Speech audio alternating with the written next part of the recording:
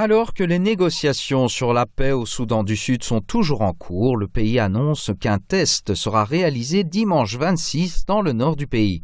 Un événement puisque le Soudan du Sud, séparé de force de son voisin du nord au terme d'un référendum prémédité par l'Occident, n'aurait jamais dû produire du pétrole et surtout l'exporter vers le nord.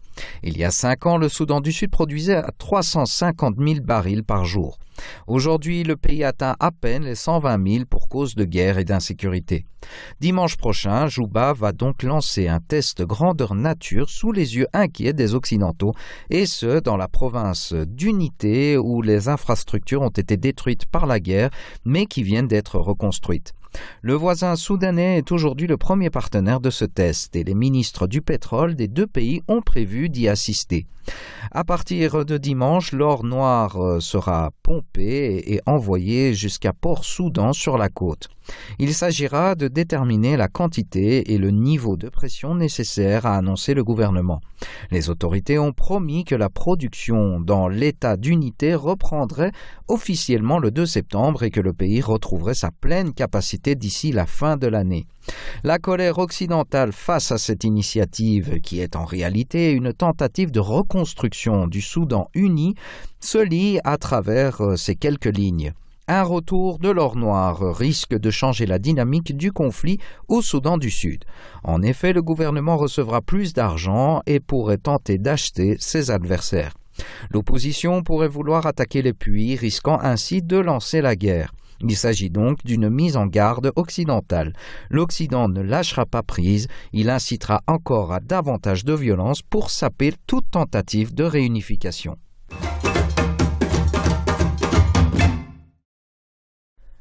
Après la République centrafricaine et le Cameroun, c'est au tour du Burkina Faso, présente au Forum Armée 2018, qui a ouvert ses portes ce mardi dans les environs de Moscou. La délégation burkinabé, comptant dans ses rangs le ministre de la Défense, confie vouloir diversifier sa coopération militaire avec la Russie.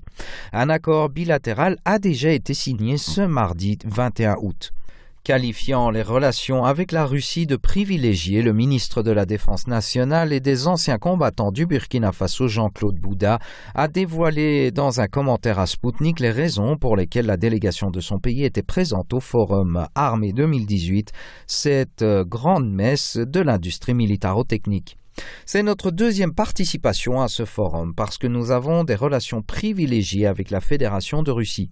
Nous entretenons de très bonnes relations et nous voulons diversifier notre coopération sur le plan militaire et avoir une coopération dynamique et efficace avec l'armée russe, a-t-il indiqué.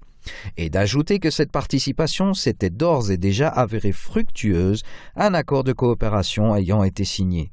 En effet, ce mardi, les ministres de la Défense des deux pays ont apposé leur signature au bas d'un accord intergouvernemental prévoyant un échange d'expériences en matière de maintien de la paix et de lutte contre le terrorisme entre Moscou et Ouagadougou. Comme l'a fait savoir le ministre russe de la Défense Sergueï Shoïgou, cet accord servira de base au développement des relations bilatérales dans le domaine de la défense. Ceci permettra de commencer une réalisation pratique des axes les plus importants de la formation conjointe des troupes, d'échanger de l'expérience dans les domaines du maintien de la paix et de la lutte antiterroriste, a-t-il indiqué. Nous apprécions beaucoup le matériel russe, qui est un matériel robuste et de très bonne qualité, a précisé le ministre burkinabé dans son interview à Sputnik. Et l'avalanche de mauvaises nouvelles continue pour la France, car à ce même forum, la RCA, sans aucun égard pour les vives inquiétudes de Paris, a annoncé le renforcement de ses coopérations avec la Russie qui a signé, toujours ce 21 août, un accord renforçant ses liens militaires avec la Centrafrique. Le ministre russe de la Défense parle, lui, des coopérations militaires renforcées. La ministre centrafricaine de la Défense, elle, évoque les détails de l'accord, un accord cadre devant permettre des échanges de délégations et des formations dans les écoles militaires russes. L'étau russe se resserre autour de la France en Afrique sans que Paris puisse faire quoi que ce soit.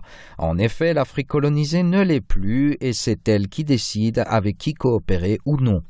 Le Monde titrait mardi l'implication croissante de la Russie en Centrafrique s'inscrit dans une stratégie de reconquête géopolitique et économique plus large du Kremlin sur le continent africain. Et ajouté, Sergueï Shoigu a rappelé mardi les liens qui unissaient la Centrafrique et l'URSS dans les années 60 et 70, quand jusqu'à 150 conseillers soviétiques y travaillaient.